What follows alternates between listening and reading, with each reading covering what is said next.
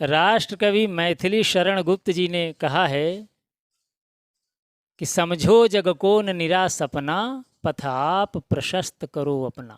समझो जग को न निरा सपना, पथाप प्रशस्त करो अपना। यह जन्म हुआ किस अर्थ अहो, जिस समझो जिसमें यह व्यर्थ न हो। निज गौरव का नित ज्ञान रहे, हम भी कुछ हैं यह ध्यान रहे। करके विधिवाद न खेद करो, निज लक्ष्य निरंतर भेद करो। समझो न अलभ्य किसी धन को, न रहो न निराश करो मन को। न रहो न निराश करो मन को। आइए हम लोग एक कोशिश करते हैं अपनी लक्ष्य की ओर चलने की। नमस्कार, जय हिंद। मास्टर बाबा हिंदी क्लासेज में सभी विद्यार्थियों का स्वागत है और विभिन्न प्रतियोगी परीक्षाओं में पूछे जाने वाले हिंदी के प्रश्नों पर आज चर्चा करेंगे, सीखेंगे। तो बिना समय गंवाए हुए चलते हैं प्रश्नों की ओर। आइए देखते हैं, आज हम बात करते हैं अयादि संधि पर। स्वर संधि के अंतर्गत एक काइंड है अयादि संधि की। 4 प्रकार की स्वर संधि, 5 प्रकार की स्वर संधि होती है, जिसमें से हम 4 प्रकार पढ़ चुके हैं, समझ चुके हैं, और ये 5वां है अयादि संधि। अयादि संधि के क्या नियम होते हैं, कैसे अयादि संधि होती है, इसके बारे में आज हम समझेंगे, चर्चा करेंगे, पढ़ेंगे। तो आइए बिना विलंब किए हुए देखते हैं। ये लिखा हुआ है यहाँ पर ने धन अन, ये हो गया नयन लिखा है, और ये नए धन अक लिखा है, बराबर नायक हो गया। ये पो धन अन लिखा है पावन, ये पावन गलत लिखा है, पावन नहीं, यहाँ पर होगा पवन। क्या होगा? पवन। और यहाँ पर अगर हो जाता पौ धन अक, क्या होता? पौ धन अक, तब ये बनता पावक। क्या बनता? पावक। या पौधन अन होता तब बनता पावन, जो यहाँ पर पहले लिखा था, या भूलवश लिखा है, त्रुटि है। तो ये 4 तरीके से यहाँ पर ये शब्द हमारे बने, लेकिन ये कैसे बने, इनके नियम क्या हैं, ये कैसे बने, तो यहाँ पर देखिए, ये समझिएगा 4 काइंड इसकी होती हैं। अगर प्रथम शब्द के, ये जो प्रथम शब्द लिखा है यहाँ पर ने, प्रथम शब्द के अंत में, ये चूंकि एक वर्ण का ही है, तो कोई कोई बड़े भी शब्द हो सकते हैं, लेकिन ये मान के चलिए अयादि संधि में शब्द बहुत छोटे होते हैं। शब्द होंगे 3 वर्ण के, 4 वर्ण के, 2 वर्ण के, बस इस तरीके से शब्द होंगे। तो यहाँ पर ये ने जो है, इसमें ए शामिल है, ने में ए शामिल है, इस ना में ए शामिल है, ए। और इसके बाद में अगर कोई भिन्न स्वर आ जाए, भिन्न स्वर का मतलब है ए नहीं आना चाहिए और कोई स्वर आ जाए, तो यहाँ पर ए नहीं आया, आ आया है यहाँ पर। तो यहाँ पर अगर आ मिलेगा ऐसे, तो इनकी जब संधि होगी तो बनेगा आय। क्या बनेगा? आय। ये है एक नियम है, ये इसकी एक काइंड है। 4 काइंड है इसमें, केवल कोई ज़्यादा चक्कर नहीं है, 4 काइंड। फिर देखिए यहाँ पर लिखा है नए, इस ना में अय शामिल है, अय है ना, डबल मात्रा लगी है, नए। नए में अय शामिल है ना में, और अक का आ है, ये भिन्न स्वर हो गया, है ना। इनकी जब संधि होगी तब बनेगा आय। क्या बनेगा? आय। एक काइंड ये हो गई। अब तीसरी है, यहाँ पर लिखा है पो धन अन, पो में ओ शामिल है, कोई दिक्कत? कोई दिक्कत नहीं इसमें, पा में ओ शामिल है तभी तो पो हुआ, और अन का आ, तो यहाँ पर आ है ये, इसकी जब संधि होगी इसकी, तो हो जाएगा ये, क्या बनेगा? अब। क्या बनेगा? अब। ओ के बाद में भिन्न स्वर आएगा तो अब बनेगा, और यहाँ पर ये औ है, अगर औ के बाद में भिन्न स्वर आता है, अक आया है, इसमें आ है ना, तो भिन्न स्वर आएगा तब बनेगा आव। क्या बनेगा? आव। बस ये 4 प्रकार हैं इसके, ये आपको याद करना है। क्या प्रकार हैं इसके? ए के बाद में अगर कोई दूसरा स्वर आता है तो अय बनेगा, अय के बाद में अगर कोई दूसरा स्वर आता है तो आय बनेगा, ओ के बाद में अगर कोई दूसरा स्वर आता है तो अब बनेगा, और औ के बाद में अगर कोई दूसरा स्वर यानी भिन्न स्वर आता है तो आब बनेगा। इसी नियम पर ये चारों शब्द बने। देखिए ने धन अन है तो न य अय, ना और या के बीच में अय शामिल है ना। नए धन अक, नायक, इसमें नाय, यहाँ पर आय शामिल है। फिर पो धन अन पव अव बना है या पवन, पा और वा में अव शामिल है। फिर पौ धन अक है, इसमें पावक पाव आव यहाँ पर शामिल है, यहाँ पर है ना। ये 4 प्रकार हैं। चलिए आगे उदाहरण से हम इसे विधिवत समझेंगे। देखिए ये नियम वही लिखा है कि ए के बाद में अगर भिन्न स्वर आता है, ए के बाद में तो अय बनेगा, अय के बाद में अगर भिन्न स्वर आता है तब आय बनेगा, और ओ के बाद भिन्न स्वर आता है तब औ बनेगा, और औ के बाद भिन्न स्वर आता है तब आब बनेगा। कुल इसके 4 प्रकार हैं जो यहाँ पर ये लिखे हुए हैं, है ना। अब आगे देखते हैं। देखिए ये यहाँ पर लिखा है ने धन अन, ने ना में ए है, इसका ए अय बन जाएगा, इस तरीके से अय बनेगा, ऐसे अय, अय का मतलब अय ऐसे बनेगा या आधा रहेगा। और अन का ये जो आ है, अन का ये जो है ये इस या में जब जुड़ेगा तब ये या जो है ये पूरा हो जाएगा, अय शब्द बनेगा नयन। समझ गए।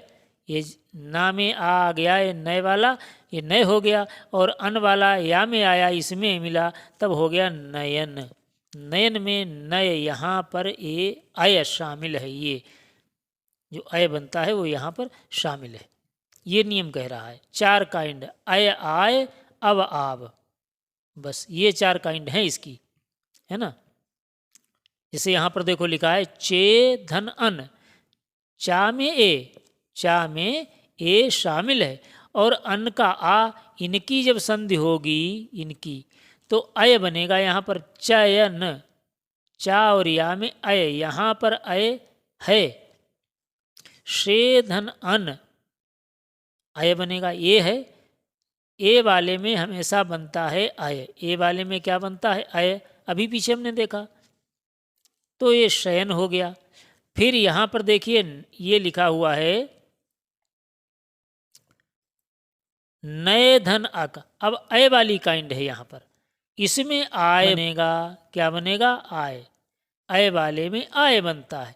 यहाँ नए है अर्थात ना में अय की मात्रा है, और अक का आ ये जब जुड़ेंगे तो बनेगा नायक। नाय जो है इसमें आय शामिल है, ये वाला, समझ गए। ऐसे ही गए धन अन होगा गायन, गए धन अक होगा गायक, दय धन इनी होगा दायिनी।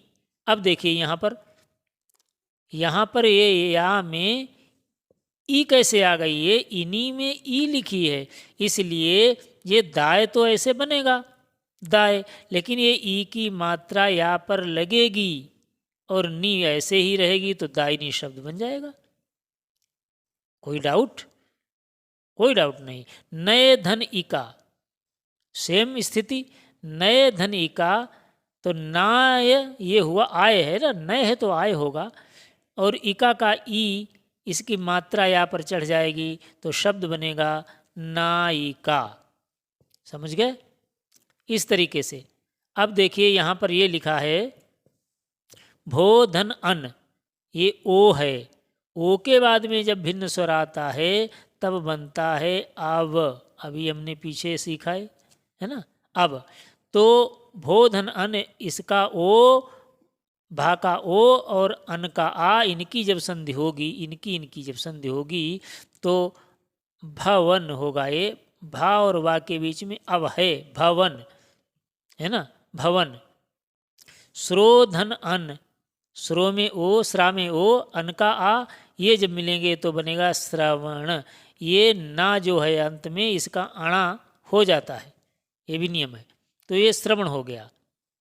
अब यहाँ पर एक चीज़ समझिए, ये देखिए श्रा, ये श्रो की जगह पर अगर होता श्रव, क्या होता श्रव, और फिर होता धन अन, तो स्थिति बदल जाती। क्या बदल जाती? औ है इसलिए आब बनेगा, औ में क्या बनता है आब, और शब्द बनता श्रावण। क्या बनता श्रावण। श्रवण का मतलब होता है सुनना, और श्रावण का मतलब एक श्रावण महीना होता है। समझ गए। श्रव धन अन होगा तब होगा श्रावण, और श्रोधन अन होगा तब होगा श्रवण। बस इतना हमें ध्यान रखना है, कहाँ पर अब है और कहाँ पर आव है, कहाँ पर अय है और कहाँ पर आय है, ये देखना है। पो धन अन, अब यहाँ पर ओ है, इसका मतलब अब बनेगा, इसीलिए ये पवन बना। यहाँ पर हो धन अन है, यहाँ भी ओ है, तो फिर यहाँ भी अब बनेगा, हवन हो गया।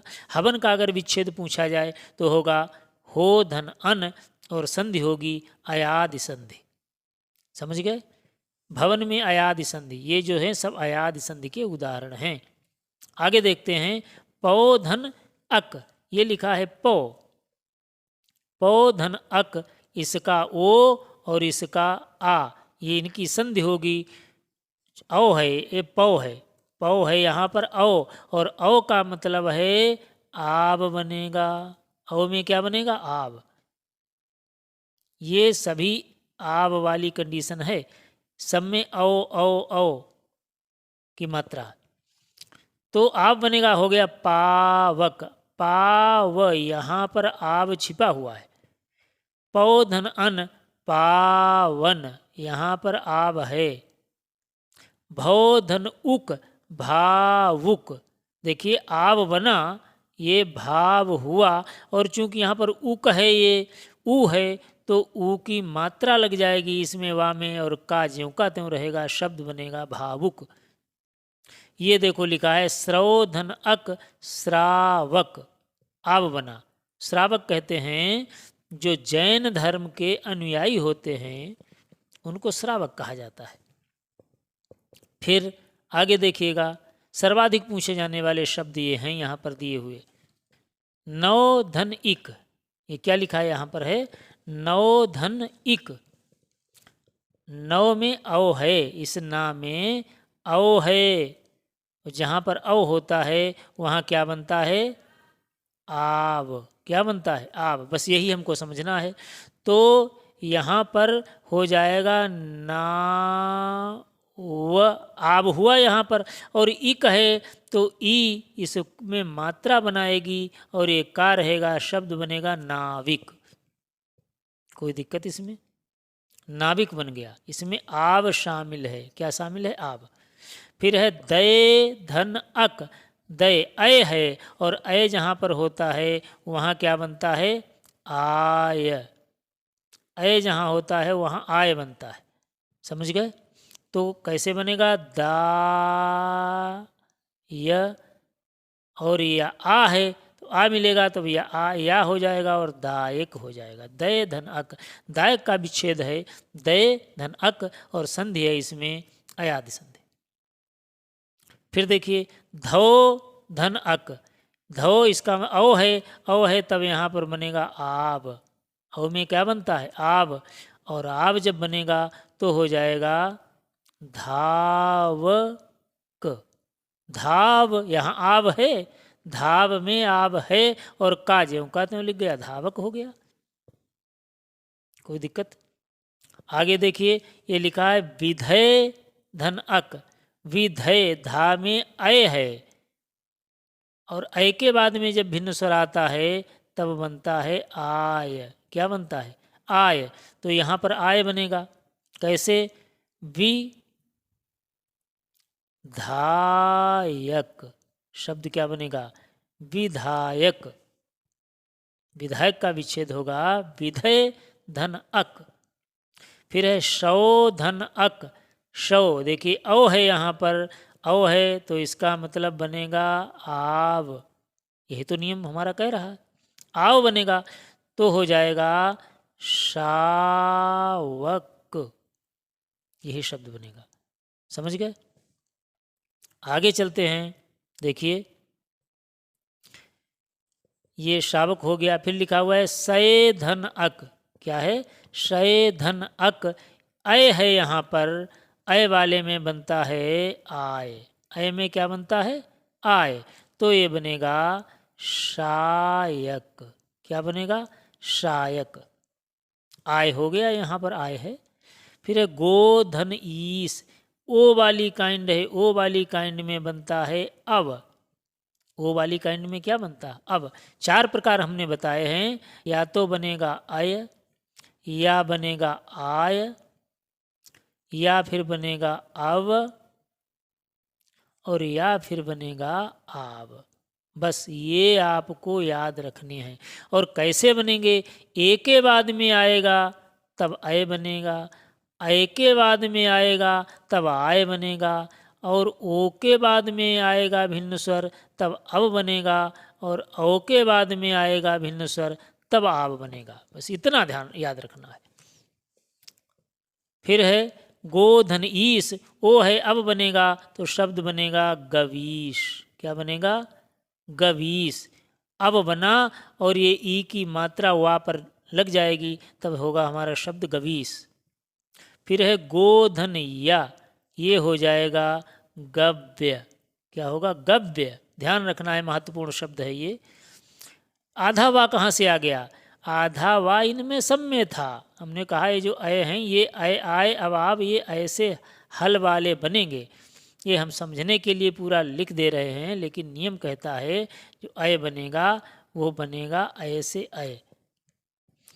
अगला जो हमारा शब्द होता है उसका, जैसे यहाँ पर ये शयधनक है, इसका आ जब इस या में शामिल होगा तो या पूरा हो जाएगा।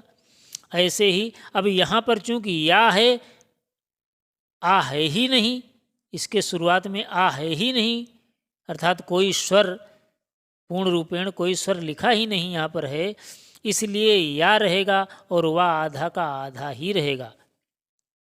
समझ गए? ये गव्य होगा। गव्य का विच्छेद होगा गो धन या। ध्यान रखिएगा, इसको बहुत महत्वपूर्ण है। फिर गो धन ईस, ये होगा गवीस। क्या होगा? गवीस। कैसे? ओ है तो अब बनेगा गव और ई की मात्रा चढ़ जाएगी, गवीश हो गया ये। फिर है गो धन या, ये तो वही चीज हो गई गव्य, है ना। फिर यहाँ पर पो धन इत्र, ये होगा पवित्र। ये शब्द पूछा जाता है, मोस्ट है, समझ लीजिएगा ध्यान से। पो धन इत्र, ओ है तो अब बनेगा और ई की मात्रा लग जाएगी वहाँ पर, तो हो जाएगा पवित्र। त्रा ज्यों का त्यों रहेगा, ये हो गया हमारा पवित्र। फिर अगला देखते हैं अयादि का अपवाद। अयादि के कुछ अपवाद भी होते हैं, अयादि संधि में कुछ अपवाद।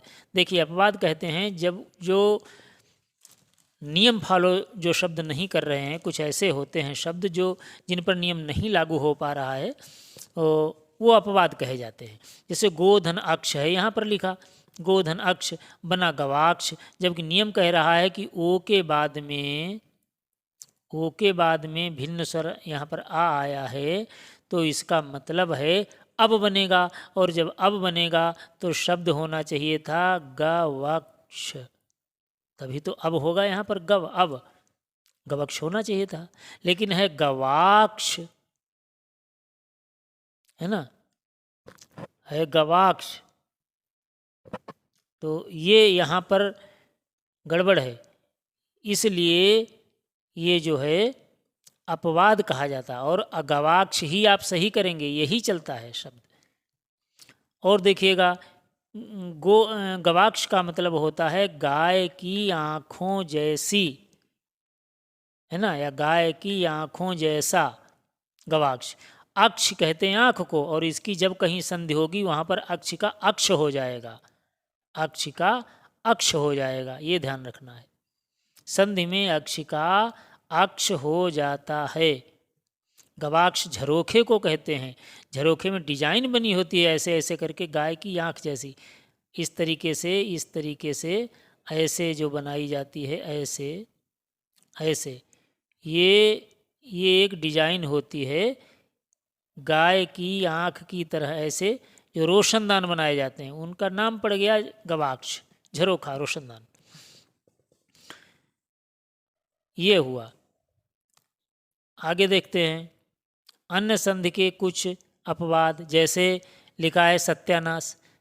सत्यानाश, देखिए ये अयादि संधि की बात अब हम नहीं यहाँ पर कर रहे हैं, ये कुछ अलग से हम फुटकर शब्द आपको बता रहे हैं जो परीक्षाओं में अक्सर आ जाते हैं, तो वहाँ पर हम गड़बड़ न करें, इसलिए आपको ध्यान से समझना है। सत्यानाश, इसका विच्छेद होता है सत्य धन नाश, लेकिन जब शब्द बनता है संधि होने पर तो सत्य का सत्या हो जाता है, सत्यानाश। नवरात्रि, नव और रात्रि, ये रात यहाँ पर गलत लिखा है, इसका जब इसकी संधि होगी तो बनेगा नवरात्र। क्या होता है? नवरात्र शब्द होता है। ये रात्रि जहाँ पर भी संधि होगी वहाँ पर रात्र हो जाएगा, ई की मात्रा लोप हो जाएगा। समझ गए? जैसे अक्ष यहाँ पर प्रत्यक्ष, प्रतिधन अक्ष, इनकी संधि होगी तो प्रत्यक्ष होगा। यहाँ पर देखिएक्षा से ई की मात्रा गायब हो गई, लोप हो गया इसका।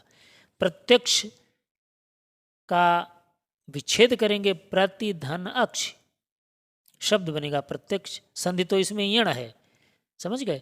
फिर है देखिए अल्प धन इच्छा, तो होना चाहिए था अल्पेच्छा, लेकिन नहीं, शब्द बनता है अल्पेच्छ, इसलिए अपवाद है। मूसल धन धार, शब्द बनना चाहिए था मूसलधार, लेकिन शब्द होता है मूसलाधार। बहुत तेज जब बारिश होती है, मूसल अर्थात बहुत मोटी मोटी बड़ी बड़ी बूंदें गिरती हैं, तब उनको कहा जाता है मूसलाधार। लेकिन मूसलाधार का जब विच्छेद करेंगे तब आप मूसला धन धार नहीं करेंगे, आप करेंगे मूसल धन धार, जैसा यहाँ पर लिखा है। समझ गए? इसलिए ये विशेष हैं शब्द।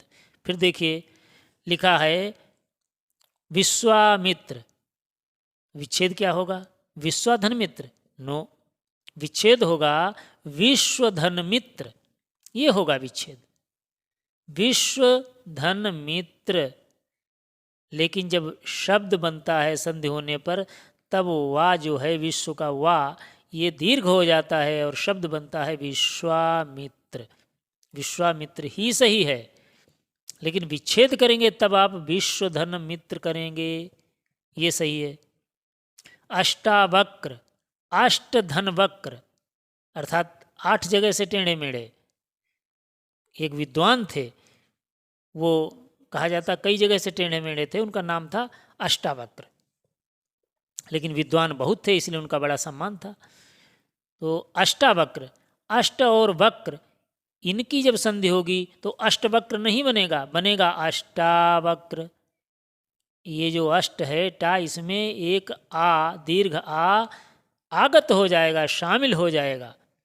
जैसे प्रभु, प्रभु जो है इसका विच्छेद होता है प्रधन भू, भू का मतलब है उत्पन्न होना, जन्म लेना, और प्रा का मतलब विशेष तरीके से, है ना, ये उपसर्ग है। विशेष तरीके से जो जन्म लेता है, अवतार लेता है, अर्थात वो होता है प्रभु, स्वामी, ईश्वर, भगवान। तो ये प्रा धन भू होगा, यहाँ पर दीर्घ ऊ होगा, लेकिन जब शब्द बनेगा तो प्रभु, इसमें छोटा ऊ की मात्रा लगेगी। समझ गए? जब हम प्रभु लिखेंगे तब लगाएंगे छोटा ऊ की मात्रा, लेकिन जब विच्छेद करेंगे इसका तब करेंगे प्राधन भू। समझ गए? ये विशेष थी यहाँ पर। बस अब 4 काइंड केवल हैं जो हमने पढ़ी हैं इसकी। ए के बाद में क्या 4 काइंड पढ़ी, एक बार जरा देखिएगा। ए के बाद में अगर कोई भी भिन्न स्वर आता है तो वहाँ पर बनेगा आय। क्या बनेगा? आय। और आय के बाद में अगर कोई भिन्न स्वर आता है तब बनेगा आय। फिर ओ के बाद में अगर कोई भिन्न स्वर आता है तो बनता है अव। फिर है चौथी काइंड इसकी, ओ के बाद में अगर भिन्न स्वर आता है तब बनता है आव। बस इसकी कुल 4 काइंड हैं, है ना। ये जो अभी आपने पीछे शब्द देखे उन 4 काइंड से ही सभी संबंधित थे। बस कोई खास बात नहीं। इसको आप 2-4 बार देखिएगा, बार बार देखेंगे तो आपके दिमाग में स्पष्ट हो जाएगा, और कुछ शब्द ही ऐसे आपको रट जाएंगे। अगर नियम जरा सा भूलते भी हैं तो शब्द आपके मस्तिष्क में होंगे, जब परीक्षा में आपके सामने आएंगे तो बड़ी आराम से आप उन्हें हल कर लेंगे। बस आज की क्लास में इतना ही, फिर मिलेंगे अगली क्लास में। जय हिंद।